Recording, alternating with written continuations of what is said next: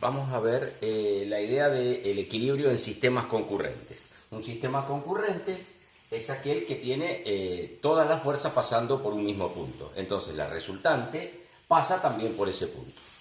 Que el sistema esté en equilibrio quiere decir simplemente de que todas las fuerzas actuando sobre el sistema lo mantengan quieto. O sea, el cuerpo no se mueva. Si el cuerpo no se mueve, claramente no hay una resultante sobre él. Así que la condición de equilibrio es R igual a 0. Que la resultante valga 0. Como la resultante se calcula, su módulo, con la sumatoria de fuerzas en X y la sumatoria de fuerzas en Y, lo que en realidad estamos diciendo es que Rx sea 0 y Ri sea 0. O sea, la sumatoria de las fuerzas en X y la sumatoria de las fuerzas en Y esté igualada a 0. De esa condición se va a poder calcular cuáles son las incógnitas que no se conocen y que aseguran el equilibrio. Así de sencillo es, el problema se resume entonces en dos ecuaciones. Normalmente son dos ecuaciones con dos incógnitas. Está claro entonces que más de dos incógnitas no se puede tener. ¿Qué ocurre si el sistema es no concurrente? O hagamos un ejemplo de este, mejor aún, hagamos un ejemplo de este, aunque no resolvamos las ecuaciones. Supóngase que tenemos un cuerpo que está colgado con dos sogas. P es el peso del cuerpo, y entonces lo que nosotros queremos saber es qué fuerza hace esta soga y qué fuerza hace esta soga. De esto conocemos el ángulo alfa 1 y conocemos el ángulo alfa 2. Hemos tomado los dos ángulos agudos para hacer las cuentas más sencillas. El diagrama de equilibrio o diagrama de cuerpo libre sería la fuerza P y las fuerzas que uno supone que hacen las sogas, para donde uno supone, o sea, supone digo en el sentido de que para donde imagina que hacen fuerza las sogas. Claramente, como las sogas están sosteniendo al cuerpo, las sogas tirarán de esta manera. Esta se llamará T1 y esta se llamará T2. Esas son las dos incógnitas que van a aparecer en el sistema de ecuaciones. Si uno coloca acá un sistema de ejes, ubica el alfa 1 y ubica el alfa 2, y simplemente la ecuación de horizontales va a decir que T1, sumatoria de fuerzas en X igual a 0, dirá que T1 por el coseno de alfa 1,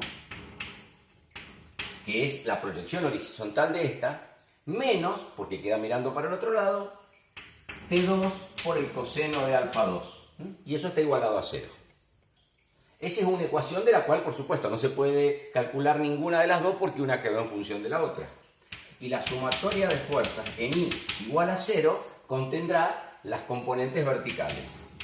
O sea, T1 por el seno de alfa 1 más T2 por el seno de alfa 2, ya que las dos proyecciones quedan mirando para arriba. Y como P queda mirando para abajo, menos P. Esa es la segunda ecuación. Siempre igualadas a 0, que aseguran que no hay resultante. Lo que está diciendo es que no hay resultante en X y no hay resultante en Y.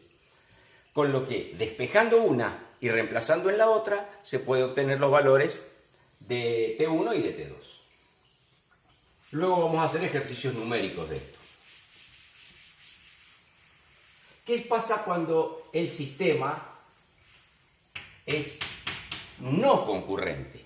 Cuando el sistema es no concurrente, sabemos que estamos hablando de que las fuerzas no tienen un punto único por donde pasan todas. La resultante existe, se calcula con sumatoria de fuerzas igual, pero la resultante anda por acá, en algún lugar, que tampoco sabemos cuál es. Entonces, el equilibrio del sistema pide, primero, que la resultante valga 0. O sea, sumatoria de fuerzas en X igual a 0, sumatoria de fuerzas en Y igual a 0. Esto me asegura que el sistema no va a tener resultante. Pero ahí aparece un pero, el concepto de cupla. ¿Qué es una cupla? Una cupla son dos fuerzas iguales, F y F, y de sentido contrario. Una cupla es lo que se produce cuando aflojamos o ajustamos una tuerca con una llave cruz. Aplicamos las manos en las puntas y giramos hacia un lado o hacia el otro con dos fuerzas iguales y claramente la llave gira. Ese es el efecto que produce una cupla. Por supuesto que la resultante de la cupla es cero, porque si yo sumo esta fuerza más esta fuerza me da cero porque son iguales y de sentido contrario. Pero está claro que producen un momento.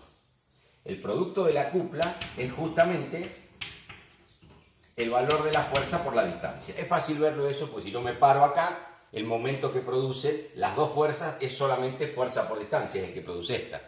Y si me paro al medio, me va a quedar fuerza por mitad de la distancia más, porque las dos giran para el mismo lado, fuerza por mitad de la distancia. O sea, siempre la cuenta va a dar fuerza por distancia.